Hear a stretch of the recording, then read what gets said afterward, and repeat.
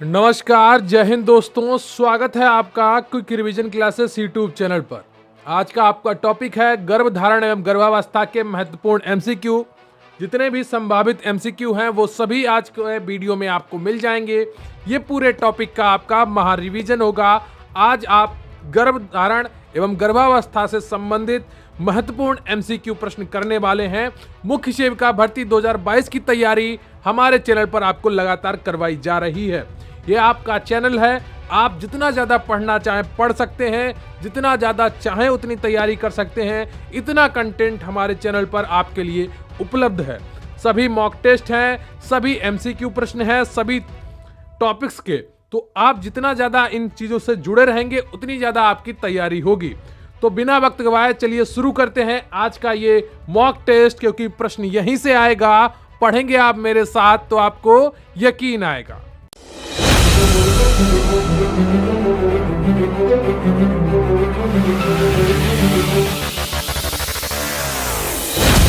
तो इससे पहले कि आपका आज का टॉपिक शुरू किया जाए, आपको एक छोटी सी जानकारी देना चाहूंगा कि हमारे चैनल पर प्रतिज्ञा मॉक टेस्ट बैच चल रहा है, जिसकी ओरिजिनल फीस 550 रुपए थी, लेकिन आपको ये नहीं देनी है। मात्र 370 रुपए में आप इस बैच से जुड़ सकते हैं। अगर आपका सपना है मुख्य सेविका भर्ती में अपना स्थान पक्का करने का, अगर आपने एक लक्ष्य लिया है इस भर्ती में अपने लिए एक सीट पक्की करने का, तो जरूर जुड़िए प्रतिज्ञा मॉक टेस्ट बैच से मात्र 370 रुपए में। सैलरी आपकी पहले महीने की 40,000 से भी अधिक होगी और इस बैच की फीस मात्र 370 रुपए है। इसमें आपको मिलेंगे 30 से 40 मॉक टेस्ट पीडीएफ और उनका सोल्यूशन। हर हफ्ते आपको 3 से 4 मॉक टेस्ट करवाए जाएंगे और मुख्य सेविका भर्ती के जो सिलेबस है उसके हर टॉपिक पे आपको special quick revision PDF notes भी दिए जाएंगे। इसके अलावा भी बहुत कुछ आपको दिया जाएगा मात्र 370 रुपए में। तो अगर आपने प्रतिज्ञा ली है, आपने सपना देखा है, अगर आपने लक्ष्य तय किया है मुख्य सेविका भर्ती में अपने लिए एक सीट पक्का करने का, तो जरूर जुड़िए प्रतिज्ञा मॉक टेस्ट बैच से मात्र 370 रुपए में। इससे जुड़ने के लिए आप व्हाट्सएप नंबर 94 533 66 279 पर प्रतिज्ञा लिखकर भेज दीजिए या डिस्क्रिप्शन बॉक्स में दिए गए लिंक से भी आप जुड़ सकते हैं। तो आपको पूरी जानकारी प्रोवाइड कर दी जाएगी। प्लीज कोई कॉल मत करिएगा, आपको पूरी जानकारी व्हाट्सएप पर मैसेज के द्वारा ही दी जाएगी। तो जो भी आपकी समस्याएं हो आप इस नंबर पर व्हाट्सएप करके प्राप्त कर सकते हैं। प्रतिज्ञा मॉक टेस्ट बैच मात्र 370 रुपए में, जो आपके सपनों की चाबी बनेगा, जो आपके लिए कामयाबी का। तो इससे पहले कि आपका मॉक टेस्ट शुरू किया जाए, आज का आपका प्रश्न है कि फाइबर युक्त आहार मुख्यतः सहायक होता है। ऑप्शन ए है आपका पाचन में, बी श्वसन में, सी रक्त निर्माण में, डी रोगों में प्रतिरक्षा में। तो आपको इसका उत्तर कमेंट बॉक्स में अभी लिखना है। फाइबर युक्त आहार मुख्यतः सहायक होता है। एबीसीडी में कौन सा ऑप्शन आपका सही है, इसका उत्तर आप कमेंट बॉक्स में जरूर लिखिएगा।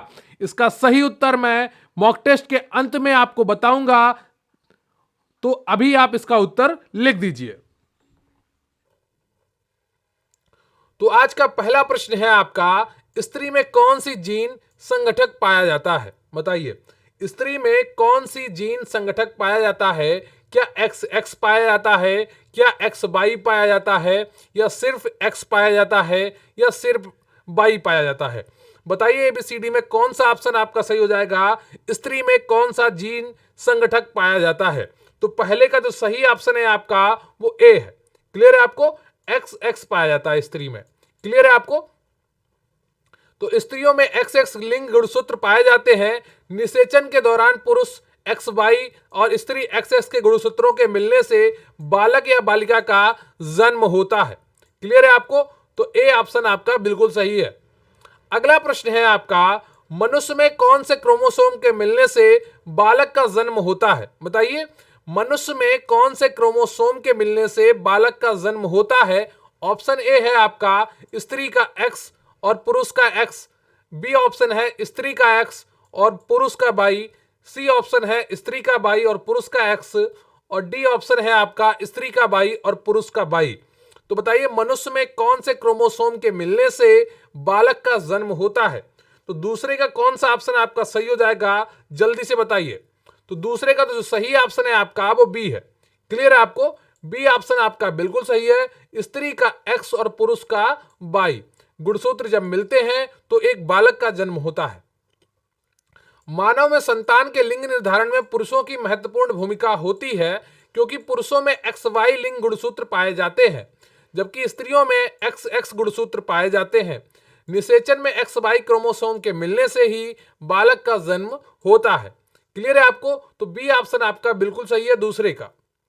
अगला प्रश्न है आपका, मादा जनन पथ में पहुंचने के पश्चात मानव शुक्राणु अपने निषेचन क्षमता कितने समय तक सुरक्षित रखते हैं?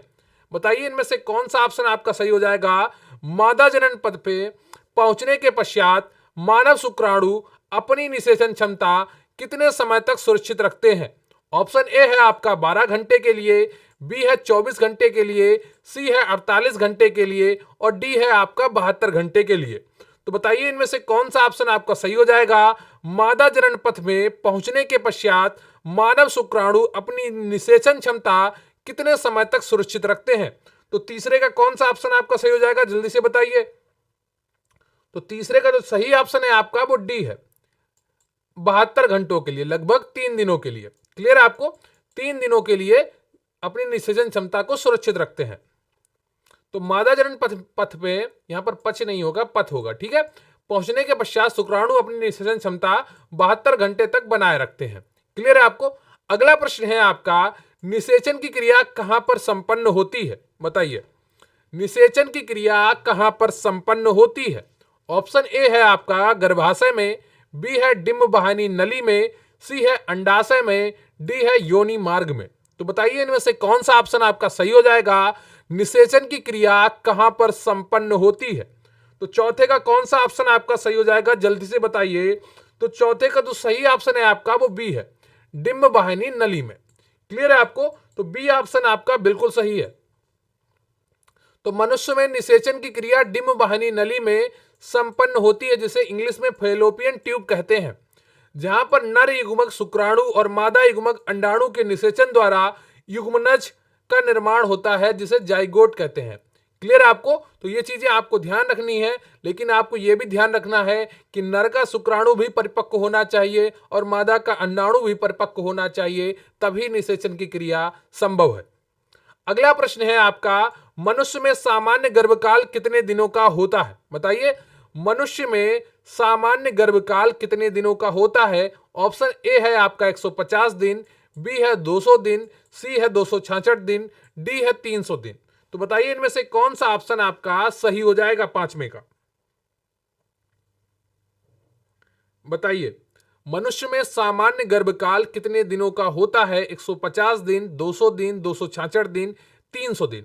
देखिए आपने 280 पढ़ रखा होगा, 40 सप्ताह पढ़ रखा होगा, लेकिन कई बार क्या होता है, हमें ऑप्शन को देखकर जो सबसे सुटेबल होता है उसको उत्तर देना होता है।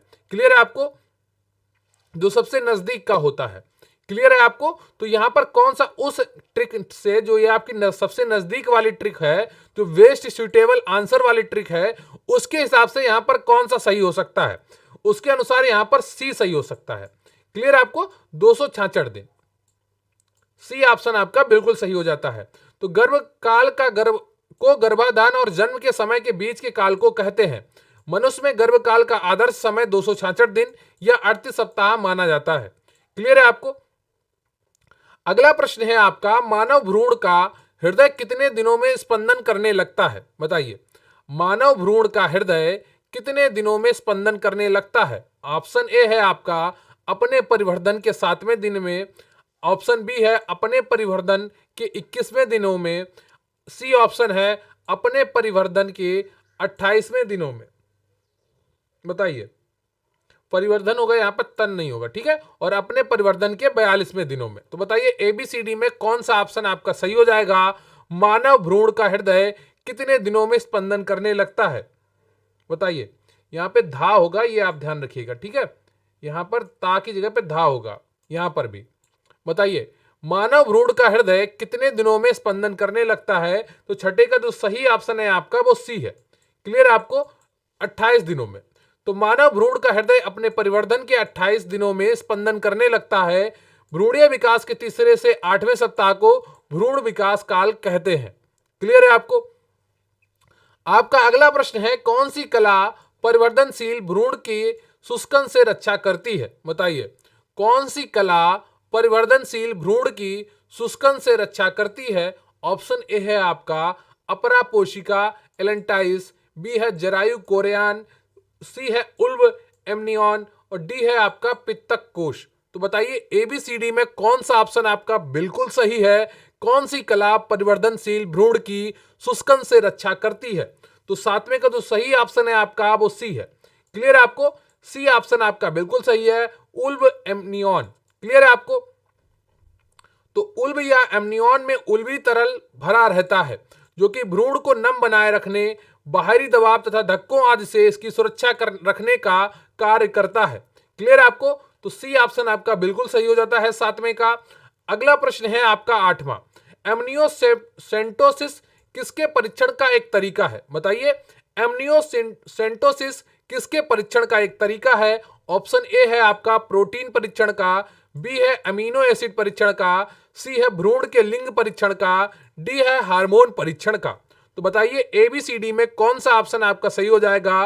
एमिनियोसेंटोसिस किसके परीक्षण का एक तरीका है? ऑप्शन ए है आपका प्रोटीन परीक्षण का, बी है अमीनो एसिड परीक्षण का, सी है भ्रूण के लिंग परीक्षण का और डी है हार्मोन परीक्षण का। तो आठवें का कौन सा ऑप्शन आपका सही हो जाएगा? आठवें का सी ऑप्शन आपका बिल्कुल सही है, भ्रूण के लिंग परीक्षण का। क्लियर है आपको? सी ऑप्शन आपका बिल्कुल सही है। तो एनिमियोसेंटेसिस गर्भवती महिलाओं में किया जाने वाला एक प्रसव पूर्ण परीक्षण है जिसके तहत विभिन्न प्रकार के जन्म दोषों जैसे डाउन सिंड्रोम तथा गुणसूत्र विषमता आदि का परीक्षण किया जाता है। इसके माध्यम से भ्रूण का लिंग परीक्षण भी किया जा सकता है। क्लियर है आपको? अगला प्रश्न है आपका संभाव्य गर्भपात अवस्था कितनी अवधि की होती है? बताइए संभाव्य गर्भपात अवस्था कितनी अवधि की होती है? ऑप्शन ए है आपका 10 से 12 सप्ताह, बी है 24 से 28 सप्ताह, सी है 12 से 24 सप्ताह और डी है आपका 30 से 32 सप्ताह। तो बताइए एबीसीडी में कौन सा ऑप्शन आपका सही हो जाएगा? नवे का। तो नवे का जो सही ऑप्शन है आपका वो बी है। क्लियर है आपको? बी ऑप्शन आपका बिल्कुल सही है, 24 से 28 सप्ताह के मध्य में। अगला प्रश्न है आपका आदतन गर्भपात का मुख्य कारण क्या है? बताइए आदतन गर्भपात का मुख्य कारण क्या है? ए ऑप्शन है प्रोटीन की कमी, बी है आयरन की कमी, सी है प्रोजेस्टेरोन की कमी और डी है आपका एस्ट्रोजन की कमी। बताइए आदतन गर्भपात का मुख्य कारण क्या है? ऑप्शन ए है आपका प्रोटीन की कमी, बी है आयरन की कमी, सी है प्रोजेस्टेरोन की कमी और डी है आपकी एस्ट्रोजन की कमी। तो बताइए एबीसीडी में कौन सा ऑप्शन आपका सही हो जाता है? तो 10वें का जो सही ऑप्शन है आपका वो सी है। क्लियर है आपको? प्रोजेस्टेरोन की कमी। क्लियर है आपको? सी ऑप्शन आपका बिल्कुल सही हो जाता है। तो आदतन गर्भपात का मुख्य कारण प्रोजेस्टेरोन की कमी होना है। इसमें गर्भाशय के मध्य की ओर पाई जाने वाली आंतरिक संवरणी कभी कभी ढीली हो जाती है जिससे भ्रूण रुकता नहीं है और फिसलकर यहां पर प्रीवा नहीं होगा, ग्रीवा होगा। ठीक है, ग्रीवा तक आ जाता है, इससे प्रसव पीड़ा नहीं होती है। अगला प्रश्न है आपका गर्भपात कितने प्रकार का होता है? बताइए ए ऑप्शन में 3 दिया है, बी में 5 दिया है, सी में 7 दिया है, डी में 9 दिया है। तो अलग अलग किताबों में अलग अलग प्रकार के गर्भपात बताए गए हैं, इनकी संख्या अलग अलग बताई गई है। तो जो यूथ की बुक है उसमें 9 लिखे हैं, ठीक है, जो विद्या वाली है उसमें 5 लिखे हैं। क्लियर है आपको? तो मैं आपको अभी सभी बता दूंगा। वैसे कोई संख्या निश्चित नहीं है कि इतने ही प्रकार के होते हैं, कहीं कहीं पर पूरे बता दिए गए हैं, कहीं कहीं पर कम बताए गए हैं। क्लियर है आपको? तो गर्भपात कितने प्रकार के होते हैं? इस क्वेश्चन के अनुसार 9 प्रकार के होते हैं। ठीक है, डी ऑप्शन आपका बिल्कुल सही है। ये यूथ का क्वेश्चन है तो उस बुक के अनुसार 9 प्रकार के होते हैं, लेकिन कई बुक में 5 प्रकार के भी लिखे हैं। वो कौन कौन से हैं अभी मैं आपको बता दूंगा। एक संभाव्य गर्भपात, बी अनिवार्य गर्भपात, दूसरा, तीसरा अपूर्ण गर्भपात, चौथा पूर्ण गर्भपात, पांचवा अप्राप्त या लुप्त गर्भपात, छठा है प्रेरित गर्भपात और सातवां है सेप्टिक गर्भपात, आठवां आतंक गर्भपात, नौवां है चिकित्सीय गर्भपात। क्योंकि बहुत से लोग अभी फोटो भेज के पूछने लगते हैं कि ये कौन सा इसमें से पढ़ें क्या है, तो इसलिए मैंने ये यूथ वाला भी आपको बता दिया है। और जो विद्या वाले में गर्भपात लिखे हैं 5, वो कौन से हैं वो आप समझ लीजिए। उसमें लीन गर्भपात है, संभावित गर्भपात है यानी कि थ्रेटेंड गर्भपात, पूर्ण गर्भपात यानी कि कंप्लीट गर्भपात और अपरिहार्य गर्भपात यानी कि गर्भपात यानी कि इनवाइटेबल एबॉर्शन, और अपूर्ण गर्भपात यानी कि इनकम्प्लीट गर्भपात, और विषाक्त गर्भपात यानी कि सेप्टिक अबॉर्शन, और इसके अलावा होता है आपका सिजेरियन गर्भपात यानी कि चिकित्सीय गर्भपात। क्लियर है आपको? तो गर्भपात यहां पर 9 प्रकार के दिए गए हैं यूथ वाली बुक में। बाकी मैं आपको अलग से पूरा एक पीडीएफ दे दूंगा गर्भपात के बारे में, जिसमें पूरा लिखा होगा इस चैप्टर के बारे में। उसकी आप चिंता मत करिए, गरिमा बैच में आपको वो पीडीएफ पूरी मिल जाएगी, और बहुत अच्छी पीडीएफ होगी जिसे आप आसानी से प्रिंट भी करवा सकेंगे। क्लियर है आपको? तो वो आपको पीडीएफ प्रिंट करने के लिए मिल जाएगी, अगर आप मुझे पर्सनल मैसेज करेंगे तो आपको गरिमा बैच वालों को वो मिल जाएगी। क्लियर है आपको? तो गर्भकालीन विषाक्तता कितने प्रकार की होती है बताइए? गर्भकालीन विषाक्तता कितने प्रकार की होती है, यह आपका 12वां प्रश्न है। तो इसका सही उत्तर क्या हो जाएगा? 1 2 3 4 5। कौन सा ऑप्शन इसका सही है? इसका सही ऑप्शन है ए, 2 प्रकार की होती है। क्लियर है आपको? तो ये कौन कौन से प्रकार की होती है? एक तो होती है आपकी तीव्र विषाक्तता, यहां पर तीव्र छूट गया है तो आप ध्यान रखिएगा, ठीक है। एक होती है तीव्र विषाक्तता, जिसे इंग्लिश में कहते हैं एक्यूट कंडीशन, ठीक है।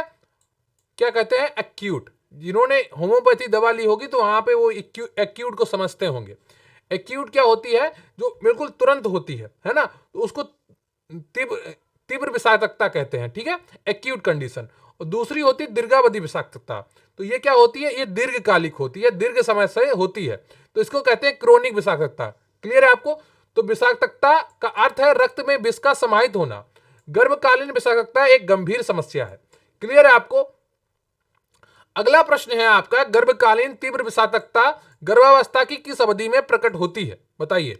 गर्भकालीन जो तीव्र विषाक्तता होती है वो गर्भावस्था की किस अवधि में प्रकट होती है? ऑप्शन ए है आपका 10वें सप्ताह में, बी है 12वें सप्ताह में, सी है 20वें सप्ताह में, और डी है आपका 24वें सप्ताह में। तो बताइए कौन सा ऑप्शन आपका सही हो जाएगा 13वें का? तो 13वें का जो सही ऑप्शन है आपका वो डी है। क्लियर है आपको? डी ऑप्शन आपका बिल्कुल सही है 13वें का। तो गर्भकालीन तीव्र विषाक्तता सामान्यतः गर्भावस्था के 24वें सप्ताह में प्रकट होती है। इसकी 2 अवस्थाएं होती हैं, पहली प्री एक्लेम्पसिया तथा दूसरी एक्लेम्पसिया, ठीक है। पहली होती है प्री एक्लेम्पसिया, दूसरी होती है एक्लेम्पसिया।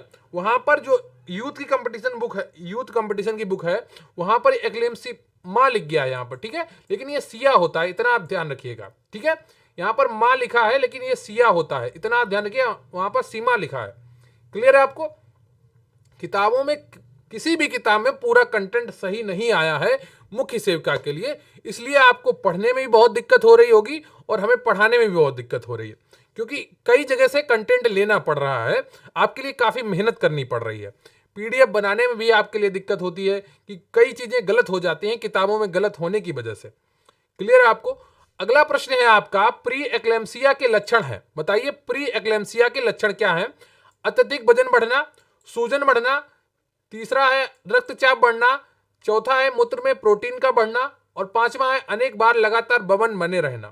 तो बताइए ये जो सारे कूट दिए हैं वो कौन कौन से सही हैं? ए में दिया है 1 2 3, बी में दिया है 2 3 4, सी में दिया है 1 2 3 4 5, और डी में दिया है 3 4 5। तो बताइए प्री एक्लेम्पसिया के लक्षण क्या है बताइए? अत्यधिक वजन बढ़ना, सूजन बढ़ना, रक्तचाप बढ़ना, मूत्र में प्रोटीन का बढ़ना, अनेक बार लगातार बमन बने रहना। तो बताइए कौन सा ऑप्शन आपका सही है? तो 14वें का जो सही ऑप्शन है आपका वो सी है। 1 2 3 4 5 यानी कि ये सभी लक्षण होते हैं। सूजन बढ़ना, रक्तचाप बढ़ना, मूत्र में प्रोटीन का बढ़ना, और अनेक बार लगातार बमन बने रहना, अत्यधिक वजन बढ़ना, ये सब किसके लक्षण है? प्री एक्लेम्पसिया के लक्षण है। तो सी ऑप्शन आपका बिल्कुल सही हो जाता है। क्लियर है आपको?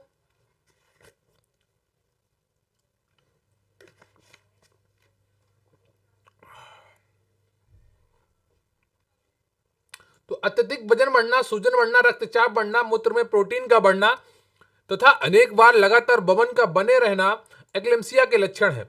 इसके उपचार के लिए शीघ्र ही डॉक्टर से सहायता लेनी चाहिए।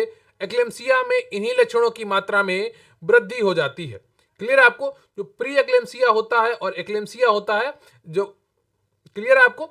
अगला प्रश्न है आपका, बच्चे को ईश्वर का अंग मानना चाहिए तो वह आपकी संपत्ति है और ना ही आपका खिलौना है।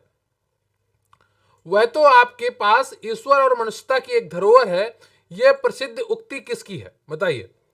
15वें का जो क्वेश्चन है इसका सही ऑप्शन क्या है? ऑप्शन ए है आपका श्री राजेंद्र प्रसाद, बी है सर्वपल्ली राधाकृष्णन, सी है महात्मा गांधी और डी है जाकिर हुसैन। तो 15वें का कौन सा ऑप्शन आपका सही हो जाएगा, जल्दी से बताइए। तो 15वें का जो सही ऑप्शन है आपका वो डी है, श्री जाकिर हुसैन। क्लियर है आपको?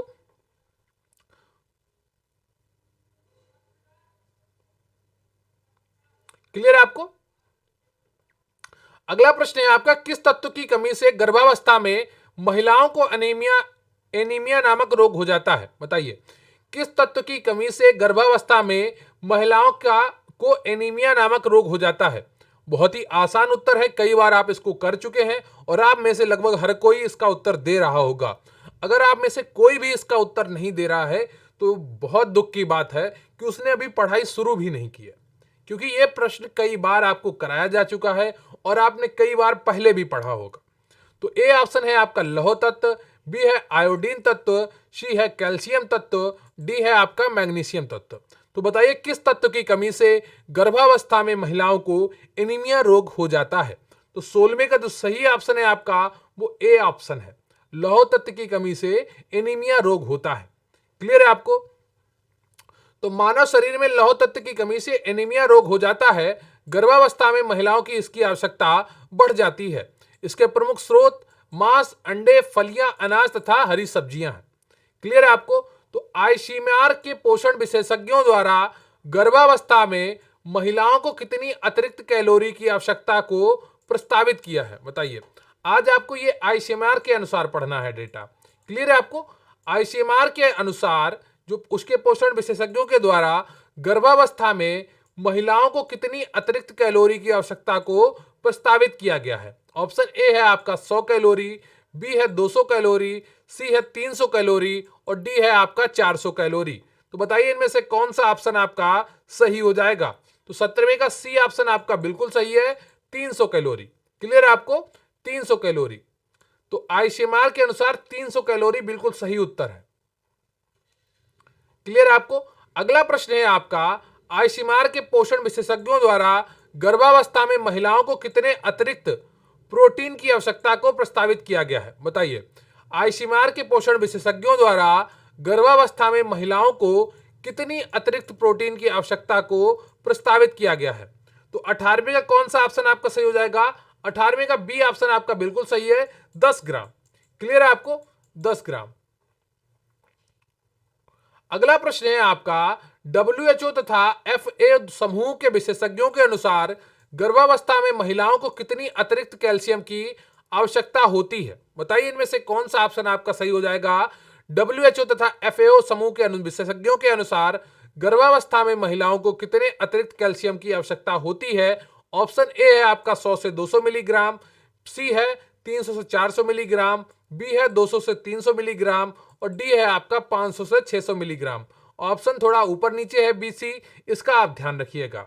तो बताइए कौन सा ऑप्शन आपका सही हो जाएगा 19 का?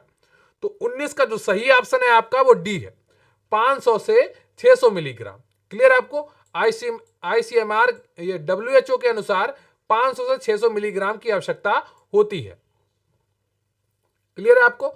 तो भ्रूण के अस्थि निर्माण के लिए गर्भवती महिलाओं को अतिरिक्त कैल्शियम की आवश्यकता होती है, जिसे WHO तथा FA समूह के विशेषज्ञों द्वारा 500 से 600 मिलीग्राम निर्धारित किया गया है। अगला प्रश्न है आपका, बच्चे के जन्म के समय उसके यकृत में कौन सा विटामिन उपस्थित रहती है? बताइए। बच्चे के जन्म के समय उसके यकृत में कौन सी विटामिन उपस्थित रहती है? ऑप्शन ए है आपका विटामिन ए, बी है विटामिन डी, सी है विटामिन सी और डी है विटामिन ई। तो बताइए इनमें से कौन सा ऑप्शन आपका सही हो जाएगा? यकृत में कौन सा विटामिन संचित होता है? बताइए। तो 20 का कौन सा ऑप्शन आपका सही हो जाएगा? 20 का ए ऑप्शन आपका बिल्कुल सही है। क्लियर आपको? ए ऑप्शन आपका बिल्कुल सही है।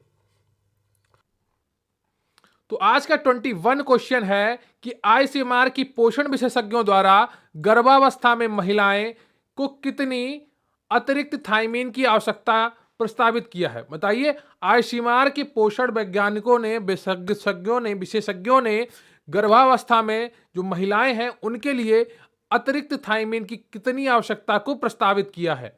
ऑप्शन ए है आपका 0.1 mgm, बी है 0.2 mgm, सी है आपका 0.3 mgm और डी है आपका 0.4 mgm। तो बताइए इनमें से कौन सा ऑप्शन आपका सही हो जाएगा। आईसीएमआर के पोषण विशेषज्ञों द्वारा गर्भावस्था में महिलाओं को कितनी अतिरिक्त थायमीन की आवश्यकता को प्रस्तावित किया है। तो 21 का जो सही ऑप्शन है आपका वो सी है। क्लियर है आपको, सी ऑप्शन है। तो आईसीएमआर के पोषण विशेषज्ञों द्वारा गर्भावस्था में महिलाओं का अतिरिक्त 0.3 mgm थायमीन की आवश्यकता को प्रस्तावित किया है। थायमीन विटामिन B1 का रासायनिक नाम है। इसकी कमी से मस्तिष्क और हृदय में समस्याएं हो सकती हैं। विटामिन वाला चैप्टर आपको बहुत अच्छे से तैयार करना है। मैं एक बार आपका रिवीजन करवा चुका हूं और मैं अगले सप्ताह में एक बार और करवाऊंगा, ताकि जो आपका विटामिन चैप्टर है और जो रोग वाला चैप्टर है वहां से आपका एक भी प्रश्न गलत ना हो। मैं पूरी तैयारी कर रहा हूं, आपके लिए नोट्स बना रहा हूं रोग वाले चैप्टर के भी, ताकि आपको एक एक चीज बिल्कुल क्लियर हो जाए। क्लियर है आपको? तो बहुत ही अच्छे से आपको पढ़ाई करनी है और अपना एक एक टॉपिक बिल्कुल क्लियर करके रखना है। अगला प्रश्न है आपका, गर्भावस्था में भ्रूण को पोषण किसके माध्यम से मिलता है। बताइए, गर्भावस्था में भ्रूण को पोषण किसके माध्यम से मिलता है। ऑप्शन ए है आपका गर्भनाल द्वारा, बी है आंत द्वारा, सी है अमाशय द्वारा और डी है ग्रसनी द्वारा।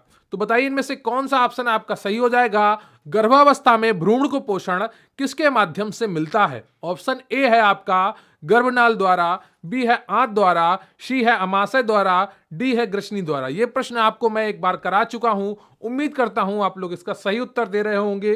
तो 22 का बिल्कुल सही आंसर क्या है, ए गर्भनाल द्वारा। क्लियर है आपको, ए गर्भनाल द्वारा भ्रूण को पोषण मिलता है गर्भावस्था के दौरान। क्लियर है आपको। तो गर्भावस्था में भ्रूण को पोषण गर्भनाल के द्वारा माता के रक्त से मिलता है। गर्भनाल ही भ्रूण को माता से जोड़ने का काम करता है। माता जो भी खाती है गर्भनाल के माध्यम से उसका पोषण बच्चे को मिलता है। क्लियर है आपको। अगला प्रश्न है आपका, प्रसव पीड़ा की कितनी अवस्थाएं होती हैं। बताइए, 2 होती हैं, 3 होती हैं, 4 होती हैं, 5 होती हैं। तो बताइए इनमें से कौन सा ऑप्शन आपका सही है। प्रसव पीड़ा की कितनी अवस्थाएं होती हैं। 23 का कौन सा ऑप्शन आपका सही है। तो इसका जो सही ऑप्शन है आपका वो बी है। क्लियर है आपको, बी ऑप्शन आपका बिल्कुल सही है। 3 अवस्थाएं होती हैं। प्रसव पीड़ा की 3 अवस्थाएं होती हैं। प्रसव की प्रथम अवस्था को विस्कारण अवस्था कहते हैं, द्वितीय अवस्था को निष्कासन अवस्था तथा तृतीय अवस्था को संपूर्ण निष्कासन अवस्था कहते हैं। तृतीय अवस्था में अपरा तथा अन्य झिल्लियों का निष्कासन होता है। क्लियर है आपको, तो बी ऑप्शन इसका बिल्कुल सही हो जाता है। अगला प्रश्न है आपका, जन्म के समय एक स्वस्थ शिशु का औसत भार कितना होता है। बताइए, जन्म के समय एक स्वस्थ शिशु का औसत भार कितना होता है। ऑप्शन ए है आपका 1 से 2 केजी, बी है 2 से 3 केजी, सी है 2.5 से 3 केजी यानी कि 2.5 से 3 केजी और चौथा ऑप्शन है आपका यानी कि डी 3 से 4 केजी। तो बताइए इनमें से कौन सा ऑप्शन आपका बिल्कुल सही हो जाएगा। जन्म के समय एक स्वस्थ शिशु का औसत भार कितना होता है। तो 24 का जो सही ऑप्शन है आपका वो सी है, 2.5 से 3 केजी तक होता है। क्लियर है आपको, 2.5 से 3 केजी तक। एक एक चीज को बारीकी से पढ़ेंगे और दोहराएंगे तो ये चीजें आपके दिमाग में फिट हो जाएंगी। क्लियर है आपको, बस मेरे साथ बने रहिए आपने एग्जाम तक और निश्चित रूप से आपका सिलेक्शन 101% होगा। जब आपका रिजल्ट आएगा तो मेरी क्लासेस से कम 200 से 300 बच्चे सिलेक्टेड होंगे, ये गारंटी के साथ मैं कहता हूं। जन्म के समय एक स्वस्थ शिशु का औसत भार लगभग 2.5 से 3 केजी या 6 से 7 पाउंड होता है। क्लियर आपको, तो सी ऑप्शन आपका बिल्कुल सही हो जाता है।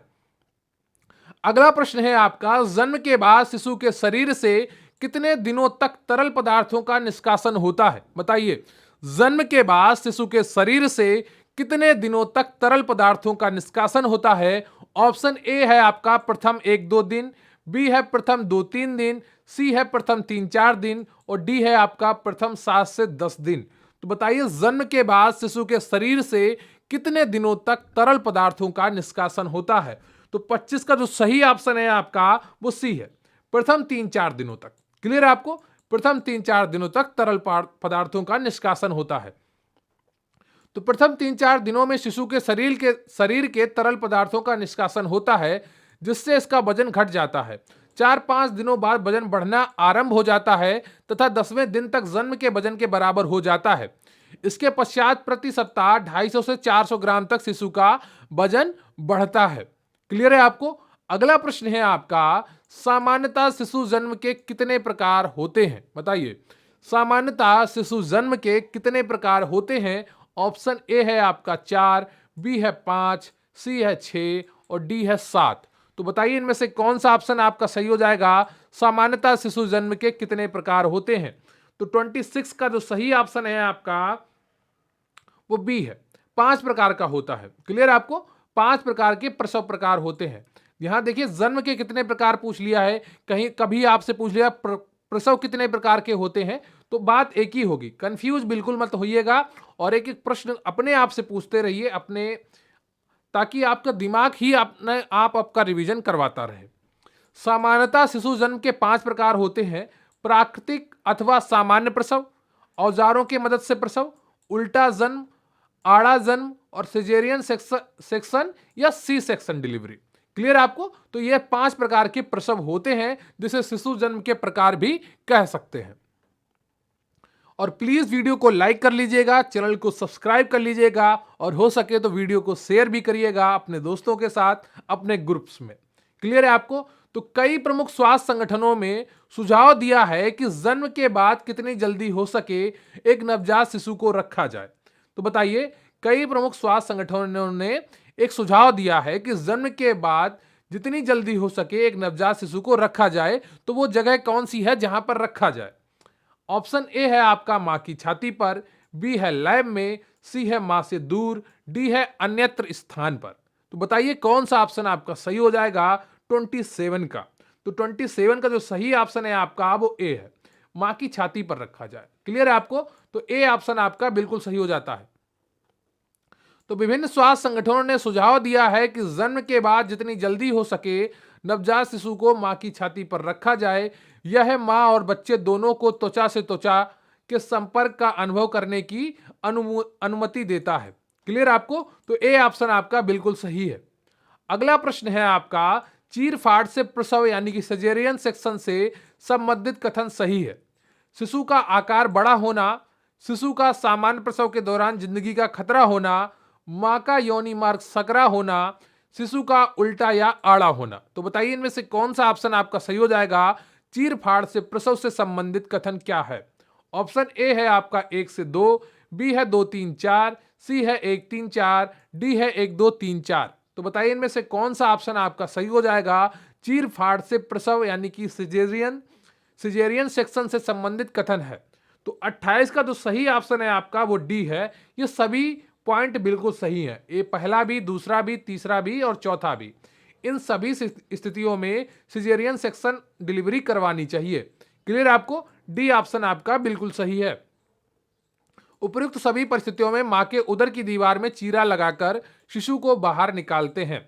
क्लियर आपको?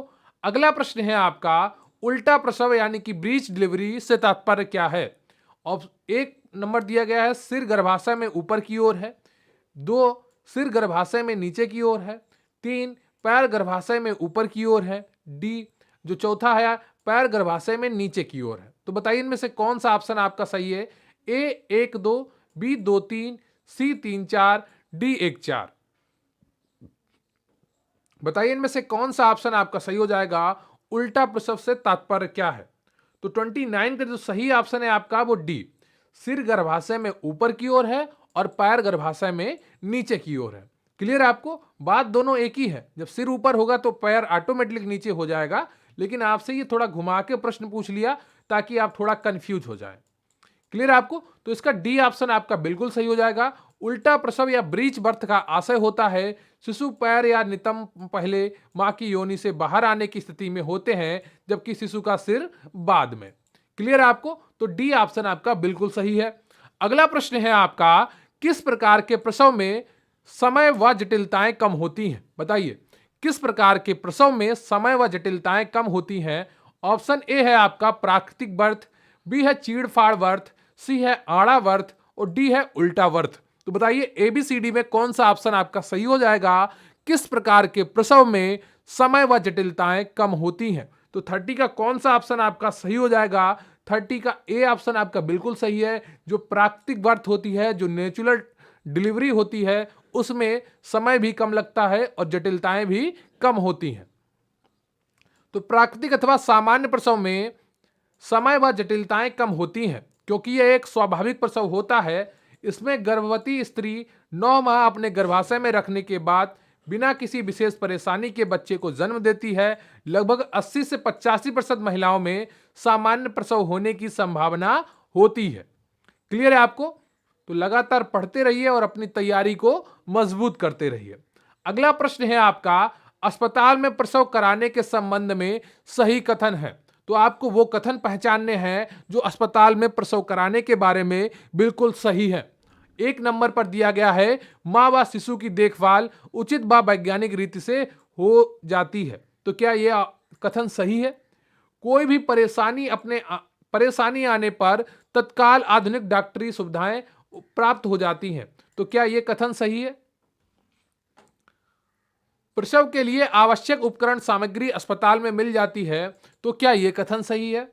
विशेषज्ञ डॉक्टरों एवं स्टाफ की कमी होती है। क्या यह कथन सही है? तो 1, 2, 3, 4 में कौन कौन से कथन सही है वो आपको पहचानना है। तो देखिए, चारों कथन तो सही नहीं हो सकते क्योंकि किसी भी ऑप्शन में चारों नहीं दिए गए हैं। तो आपके लिए थोड़ा आसान हो गया है इस उत्तर को सही करना, क्योंकि अगर आप 2 इसमें से सही नाप लेंगे तो आपको तीसरा अपने आप पता चल जाएगा। क्लियर है आपको? तो पहला तो बिल्कुल सही लग रहा होगा आपको, लग रहा है कि नहीं लग रहा है बताइए? पहला भी सही है, दूसरा भी सही है और तीसरा भी सही है। विशेषज्ञ डॉक्टरों एवं स्टाफ की कमी होती है, ये यहाँ पर बिल्कुल भी सही नहीं माना गया है किताब के अनुसार, लेकिन सामान्यतः ऐसा सरकारी अस्पतालों में देखने को मिल जाता है। लेकिन यहाँ पर सरकारी अस्पताल नहीं लिखा है, इसलिए पहला और दूसरा तीसरा ऑप्शन बिल्कुल सही है। इसलिए सी आपका बिल्कुल सही हो जाता है। क्लियर है आपको? सी आपका बिल्कुल सही है। 1, 2, 3। तो अस्पताल में प्रसव कराने से मां तथा शिशु को उचित तथा वैज्ञानिक रीति सुविधाएं मिल जाती हैं। यहां विशेषज्ञ डॉक्टरों तथा स्टाफों की संख्या 3 होती है जो प्रसूता की देखभाल करती है। सरकारी प्रसव केंद्रों में निर्धन महिलाओं के लिए प्रसव की मुक्त सेवाओं के साथ साथ निःशुल्क भोजन की भी व्यवस्था होती है। क्लियर है आपको?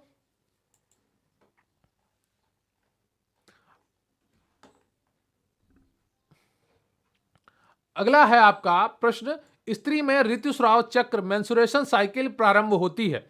तो बताइए कब प्रारंभ होती है? वो आयु का आपका अंतराल जो वर्ग है वो आपको पहचानना है। ऑप्शन ए है आपका 15 से 16 वर्ष में, बी है 12 से 13 वर्ष में, सी है 14 से 15 वर्ष में, डी है 10 से 11 वर्ष में। तो बताइए स्त्री में ऋतुस्राव चक्र या मेंस्ट्रुएशन साइकिल कब प्रारंभ होती है? तो 32 का जो सही ऑप्शन है आपका वो बी है। क्लियर है आपको? बी ऑप्शन आपका बिल्कुल सही है, 12 से 13 वर्ष में। तो स्त्री में ऋतुस्राव चक्र का आरंभ 12 से 13 वर्ष की अवस्था में होता है, जो 40-50 वर्ष की अवस्था तक चलता है।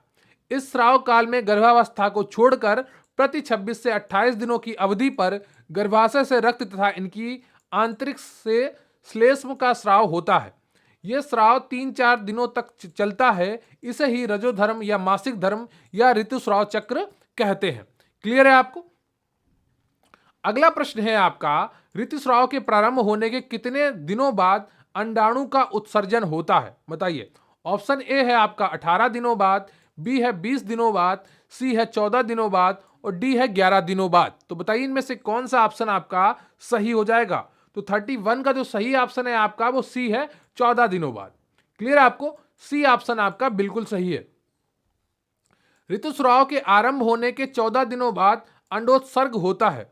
यह अंडोत्सर्ग दोनों अंडाशयों से बारी बारी से होता है। अगला प्रश्न है आपका, लड़कियों में मासिक चक्र का प्रथम बार आरंभ होना क्या कहलाता है? बताइए। लड़कियों में मासिक चक्र का प्रथम बार आरंभ होना क्या कहलाता है? ऑप्शन ए है आपका रजनोवृत्ति, बी है मेनार्की, सी है अंडोत्सर्ग, डी है नाभिरज्जु। तो बताइए एबीसीडी में कौन सा ऑप्शन आपका सही हो जाएगा? तो 34 का जो सही ऑप्शन है आपका वो बी है, मेनार्की कहलाता है। क्लियर? आपको क्या कहलाता है? मेनार्की। बी ऑप्शन आपका बिल्कुल सही है। तो लड़कियों में मासिक धर्म या ऋतुस्राव चक्र प्रथम बार 12 से 13 वर्ष की अवस्था में आरंभ होता है। क्लियर आपको? तो इसे मेनार्की या रजोदर्शन भी कहते हैं। यहाँ पर मेनाक लिख गया, लेकिन यहाँ पर मेनार्की होगा, ठीक है, जिसे मेनार्की कहते हैं, इतना आप ध्यान रखिएगा। इसे हिंदी में रजोदर्शन भी कहते हैं। क्लियर है आपको, तो ये ध्यान रखिएगा आप। अगला प्रश्न है आपका, प्रोजेस्टेरॉन हार्मोन का स्राव होता है। बताइए, प्रोजेस्टेरॉन हार्मोन का स्राव होता है एक कार्पस ल्यूटियम, बी अंडवाहिनियों, सी गर्भाशय से, डी नाभिरज्जु से। बताइए, प्रोजेस्टेरॉन हार्मोन का स्राव होता है, कौन सा ऑप्शन आपका सही होगा 35 का? तो इसका जो सही ऑप्शन है आपका 35 का, वो ए है, कार्पस लुटियम। क्लियर आपको, एक ऑप्शन आपका बिल्कुल सही है, कार्पस लुटियम। अंडोत्सर्ग के उपरांत पुटक पीले रंग का हो जाता है, जिसे पीत पिंड या कार्पस लुटियम कहते हैं। इस पीत पिंड या कार्पस लुटियम से प्रोजेस्टेरॉन हार्मोन का स्राव होता है। क्लियर है आपको। अगला प्रश्न है आपका, भ्रूणीय विकास के किस अंतराल में हाथ पैर श्वसन तंत्र, तंत्रिका तंत्र एवं पाचन तंत्र का निर्माण होता है? ऑप्शन ए है आपका 7वें से 9वें सप्ताह के मध्य, बी है 11वें से 15 सप्ताह के मध्य, सी है 14वें से 17वें सप्ताह के मध्य, और डी है 5वें से 6वें सप्ताह के मध्य। तो बताइए, इनमें से कौन सा ऑप्शन आपका सही हो जाएगा? भ्रूणीय विकास के किस अंतराल में हाथ पैर श्वसन तंत्र, तंत्रिका तंत्र एवं पाचन तंत्र का निर्माण हो जाता है? बताइए, कौन सा ऑप्शन आपका सही हो जाएगा?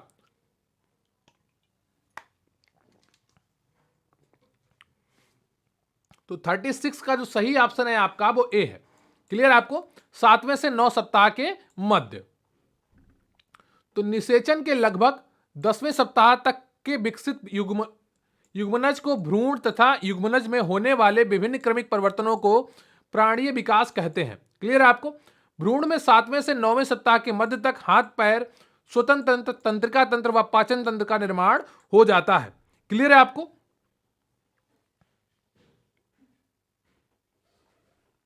अगला प्रश्न है आपका, किस माह तक शिशु के सभी अंग अच्छी तरह से कार्य करने लगते हैं? बताइए, किस माह तक शिशु के सभी अंग अच्छी तरीके से कार्य करने लगते हैं? ए ऑप्शन है 8वें माह में, बी है 9वें माह में, सी है 7वें माह में, और डी है आपका 10वें माह में। तो इनमें से कौन सा ऑप्शन आपका सही हो जाएगा? किस माह तक शिशु के सभी अंग अच्छी तरीके से कार्य करने लगते हैं? तो 37 का जो सही ऑप्शन है आपका, वो सी है, 7वें माह में। क्लियर आपको, सी ऑप्शन आपका बिल्कुल सही है। चौथे माह में सिर व शरीर पर रोएं, 5वें माह में आहार नाल, रुधिर व अस्थिमज्जा, 6वें माह में भ्रूण छोटे शिशु का रूप धारण कर लेता है तथा 7वें माह तक शिशु का सभी अंग अच्छी तरीके से कार्य करने लगते हैं। क्लियर आपको, तो ये चीजें आपको ध्यान रखनी होंगी, यही आपसे परीक्षा में पूछा जा सकता है और आपको वहां पर बिल्कुल सही उत्तर देना होगा। अगला प्रश्न है आपका, 40-50 वर्ष की आयु में मासिक धर्म चक्र समाप्त हो जाना क्या कहलाता है? बताइए, इनमें से कौन सा ऑप्शन आपका सही हो जाएगा?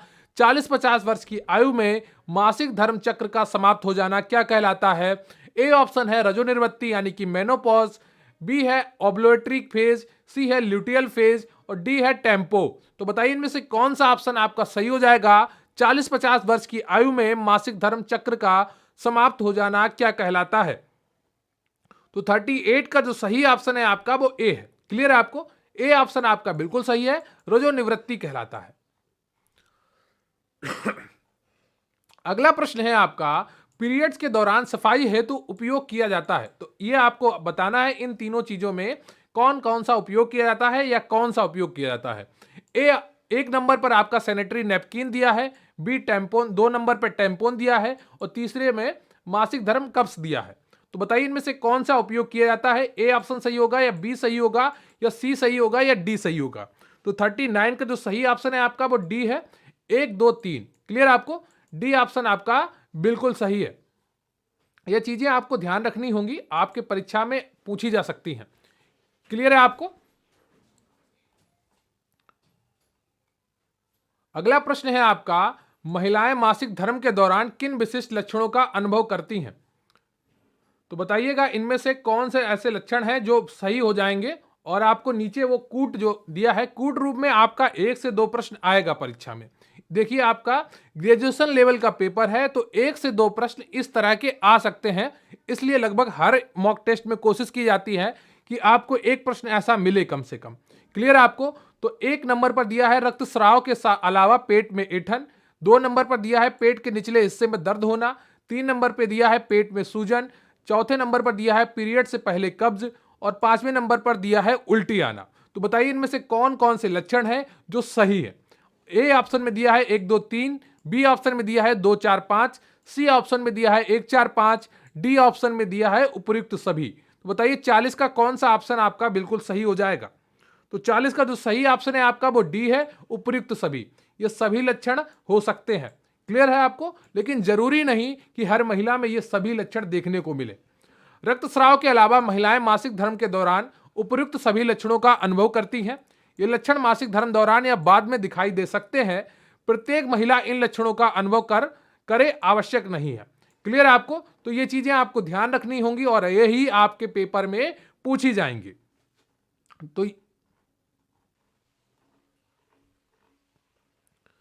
तो आज के प्रश्न के उत्तर की बात करें तो प्रश्न था आपका फाइबर युक्त आहार मुख्यतः सहायक होता है।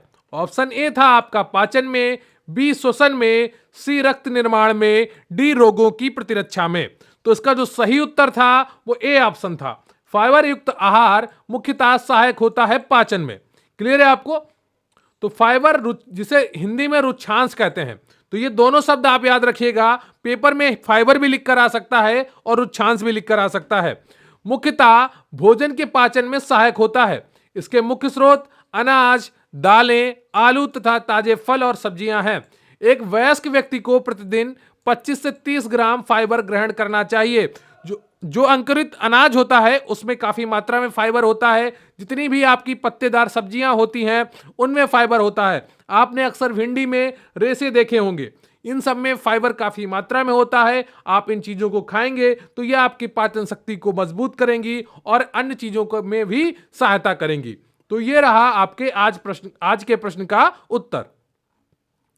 तो ये रहा आपका गर्भ निर्धारण एवं गर्भावस्था के महत्वपूर्ण एमसीक्यू का फुल मॉक टेस्ट रिवीजन, जिसमें आपने महत्वपूर्ण प्रश्न देखे और उम्मीद करता हूं ये पूरा वीडियो आपको पसंद आया होगा, ये पूरा रिवीजन आपको पसंद आया होगा। कमेंट करके जरूर बताइएगा कि आपको ये पूरा रिवीजन कैसा लगा। अगर आप कोई अन्य टॉपिक का वीडियो पाना चाहते हैं तो वो भी कमेंट करके लिखिएगा। आपकी जो भी समस्या है उसे दूर करने की पूरी कोशिश की जाएगी।